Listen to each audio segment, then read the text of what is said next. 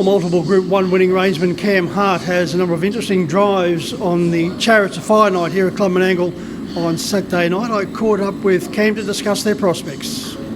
Well, Cam, you kick off your commitment to Club Menangle on Saturday night, the opening event with My Ultimate Baxter. Solid win last time out, draws wide in tougher company. Yeah, he's stepping up in grade again, but at his best, he's definitely can mix with these sort of horses. But yeah, he's super impressive on Tuesday, and he's a little disappointing starting off this preparation, but I think he's building towards his best again. You're over to race 2, and Lockheed will appreciate returning to a good draw. Wasn't disgraced last week, third behind Port-au-Prince. Yeah, he's been really consistent the last sort of 6 weeks to 8 weeks. Haven't seen a lot of him because I've been in Melbourne a lot and I haven't sat behind him, but he's got a nice little draw there and he has run some good races of late, so I think he'll be right there. Yeah, Chris Geary had the reins last week when he hit the line strongly. Moving over to race 4 and Sweet Agenda, successful here at Club Menangle on Tuesday afternoon, up in grade, contesting the Oaks. Yeah, much to like Baxter, she's building nicely into the prep, and she gave me a really good feel today, but she's got a really tough draw and stepping up in some good company, so if she had a better draw, I'd say she could run a hole, but it's going to be tough from out there. Be keen to get back behind Tay Tay. You've had 5 drives with this particular mare for 4 wins, and she's drawn nicely in gate 2. Tough Tilly out in the outside gate. Yeah, she's in really good form again, Tay Tay. She was really good at Melton last start and just went down in their big race down there. So, yeah, she's been a really good mare to Jason and I last preparation, and from the draw, she's got good gate speed, and I expect her to be the one to beat in that race. Yeah, that was a thrilling finish behind Amore Vita, who just gained the upper hand right where it counts on the line. They did stage a 2-horse war all the way down the straight, and Tay Tay certainly wasn't disgraced. Yeah, definitely. It was a really nice field down there, and she looks like the class runner in this race, and she's got a good draw, so there's a bit of upside towards that race. How would you see yourself with Tay Tay, who will start from the good draw of gate 2? Yeah, I think she'll get out well, and I'd expect to probably lead, and hopefully she'll be too good from there. Over to race 7, the feature of the Group 1 Chariots of Fire, and this is an intriguing race, Cam.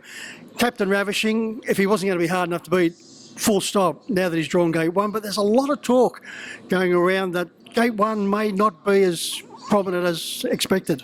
Yeah, probably just throws in a few factors early that he's going to have to leave the gate good to lead, and he's not a horse that's really shown a lot of gate speed, but he's, a lot of the time he's been too good for his fields and he just had to cruise forward. So, a lot of these good horses, and he's obviously got really high speed, can get out of the gate. So it'll be interesting to see how he does. But I can imagine there'll be a few from out wide testing that early.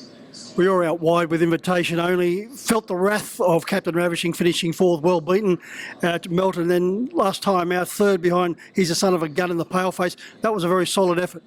Yeah, he's building into it. He did a fair bit wrong at Melton, and Jace changed a fair bit of gear and that on him here, and he raced well through the qualifiers. He had a good, a good draw last week and had a good run. But I've got him, and I'm also down on My Ultimate Ronnie, so we'll just see, which way I go there. Yeah, you haven't had a lot of luck with the draws, but it does change for you in race 8. A very strong competitive race, and number 2, Better Zip It, since coming from New Zealand, has been impressive for Jason. Yeah, he's a really talented horse, and he's stepping up in grade, but that's probably to try and get him a run in the sprints the next week. So if he can, put in a good performance, hopefully he'll be there the week after. Cam, he's 2 from 2 since crossing the Tasman. He led at Ballarat in winning, then last time out at Melton, 3 wide early, then into the lead. Yeah, he was huge at Melton in that final. Not many horses would have been able to do that work early and still fight him off late. So he's a very classy horse, and he's come up with a nice draw, and I expect him to be really hard to beat. Will this be a tougher task? Yeah, it definitely will be. There's some nice horses in the race, but the feel he gave me in that heat down at Ballarat is that he's a really nice horse, and I think he'll take the step. Tay Tay sounds to be the best of them? Yeah, I think so from the draw, and she seems to be in good form, so yeah, she's definitely the one to beat in that. As always, thanks for your time, Cam. No problem, thanks.